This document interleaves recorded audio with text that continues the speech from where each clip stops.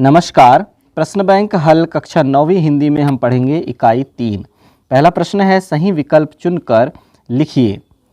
जानवरों में सबसे बुद्धिहीन समझा जाने वाला प्राणी है गधा, इसलिए किसे गधा कहकर डांटते हैं ना।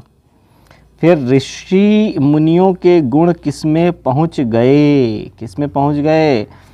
गधे में। ऑप्शन नंबर क सही है। फिर तीसरा है, अड़ियल का अर्थ है हठी। ऑप्शन नंबर क सही है। गद्य हमारी स्वाभाविक अभिव्यक्ति है। पांचवा नंबर लेते हैं, एकांकी में अंक होता है। एकांकी में कितना अंक होता है? एक ही अंक होता है, इसलिए तो एकांकी कहा जाता है। ऑप्शन नंबर क सही है।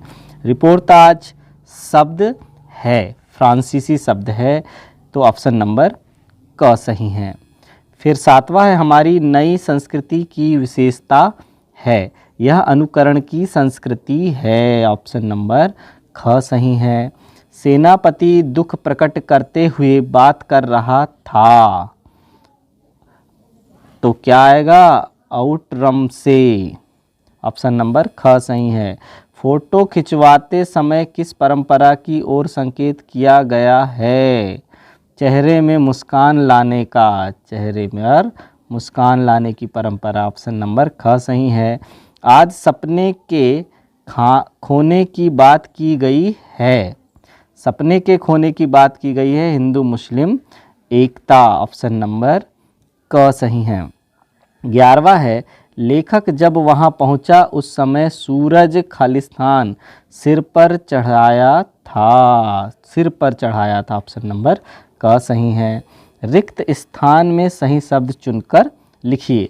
प्रेमचंद का जन्म खालिस्तान में हुआ, बनारस में हुआ, यहाँ जाएगा बनारस। फिर दूसरा है, गधे का एक छोटा भाई भी है, उसका नाम खालिस्तान है। क्या नाम है? बैल है। बैल का स्थान गधे से खालिस्तान है, ऊंचा है। फिर चौथा देखते हैं, लेखक के सामने खालिस्तान का फोटो है, प्रेमचंद का फोटो है। लेखक की दृष्टि खालिस्तान पर अटक गई है। किस पर अटक गई है? फोटो पर। प्रेमचंद जी खालिस्तान साहित्यकार थे, यथार्थवादी साहित्यकार थे, यहाँ जी यथार्थवादी आ जाएगा।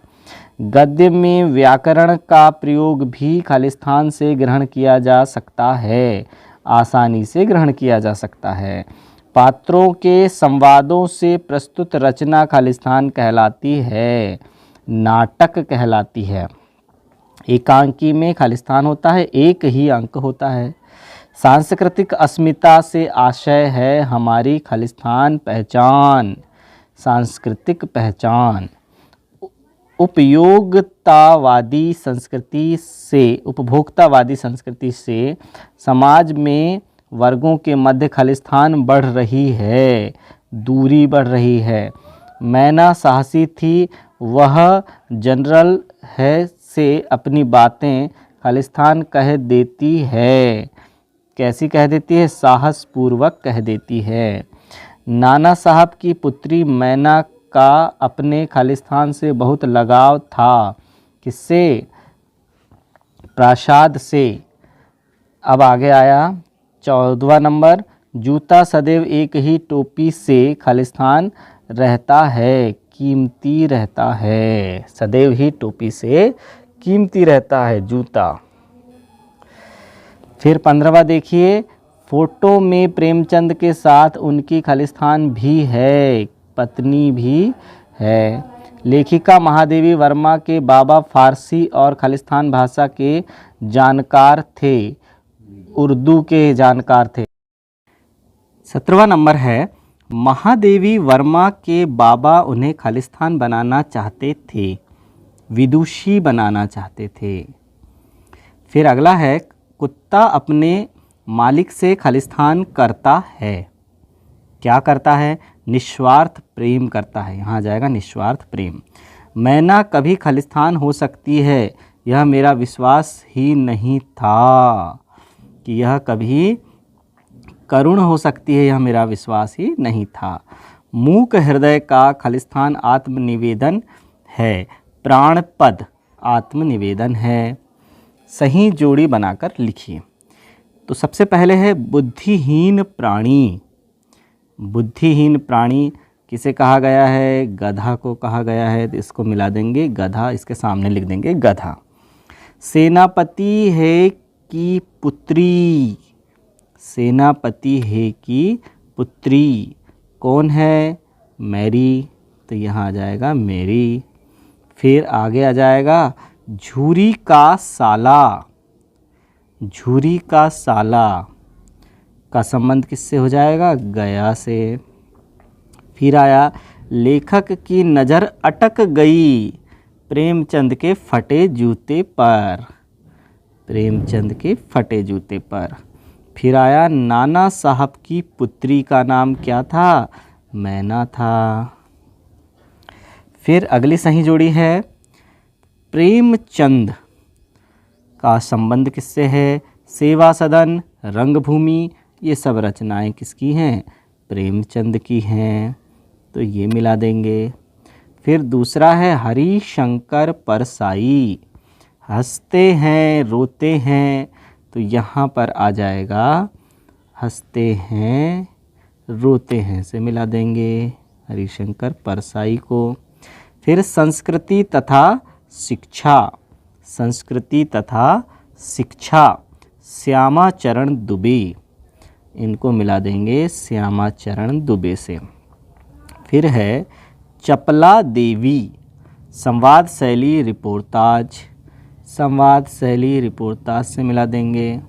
फिर महादेवी वर्मा के सामने क्या लिख देंगे? नीरजा निहार रश्मि, नीरजा निहार रश्मि।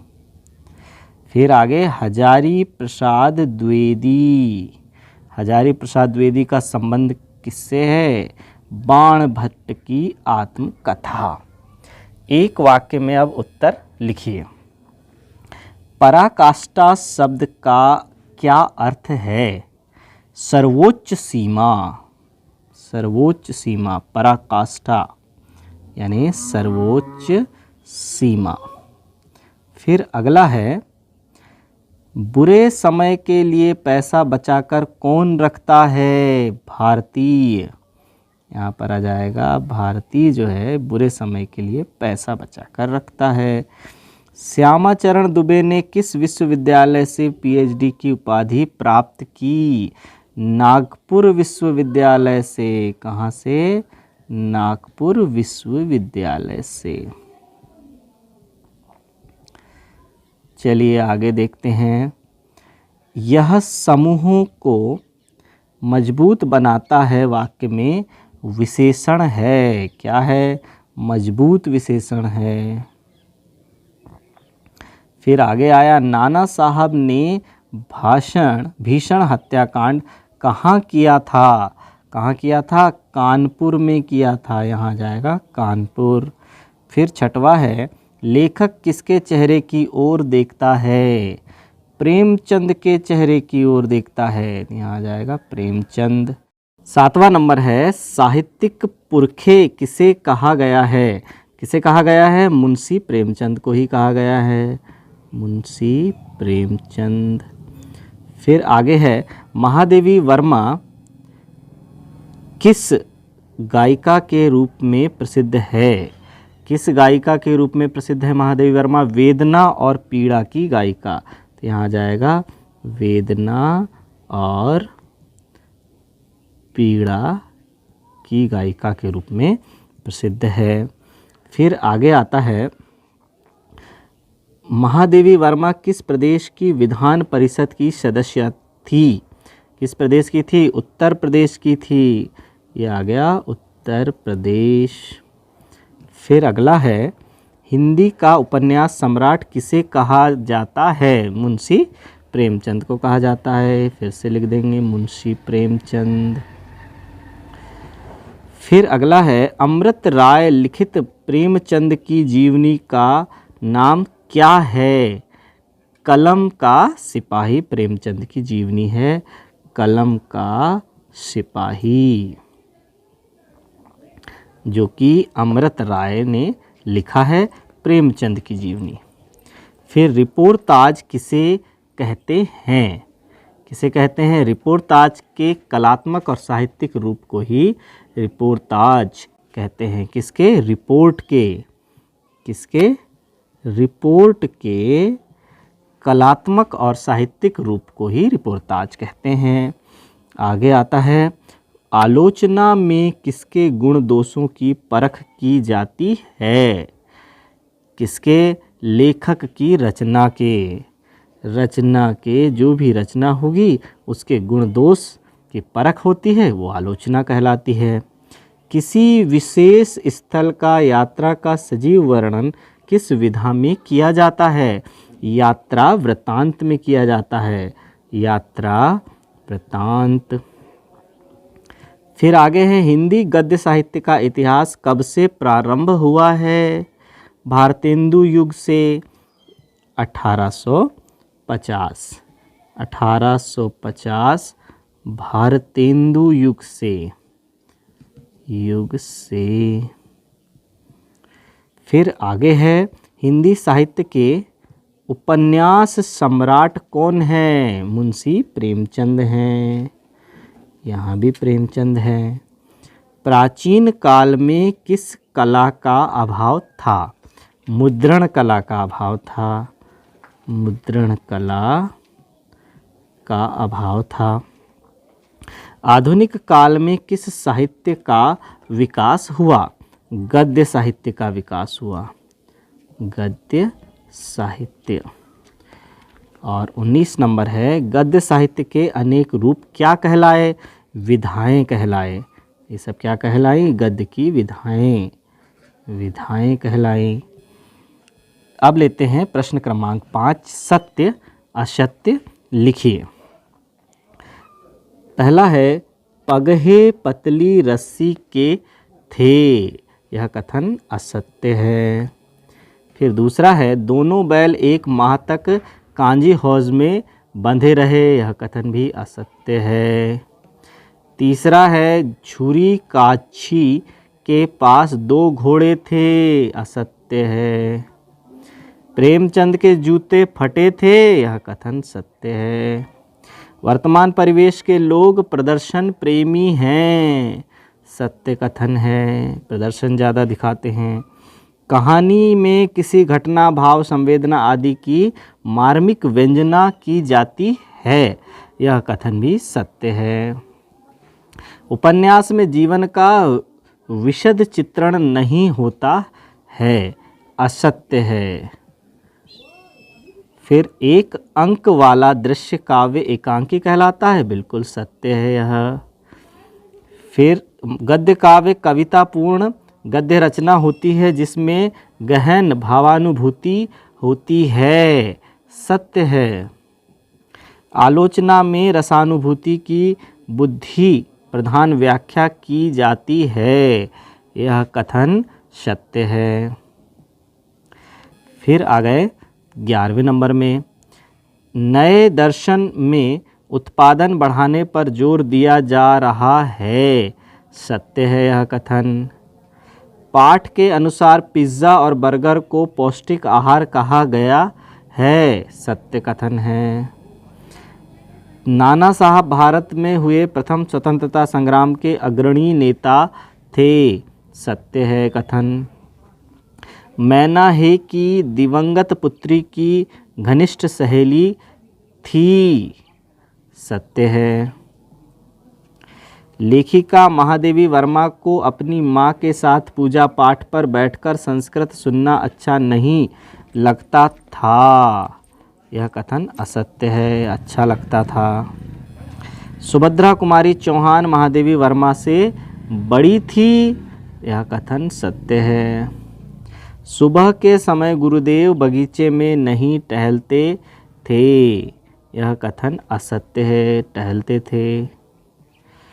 गुरुदेव ने मैना को दल से अलग लगड़ाते हुए उछलते कूदते देखा, सत्य है यह कथन। कुछ दर्शनार्थी इतने वाचाल होते थे कि गुरुदेव परेशान हो जाते थे। यह कथन सत्य है। महादेवी वर्मा के घर में मीराबाई के पद गाए जाते थे जो ब्रज भाषा में होते थे। यह कथन भी सत्य है। तो यहाँ पर यह इकाई समाप्त होती है। धन्यवाद।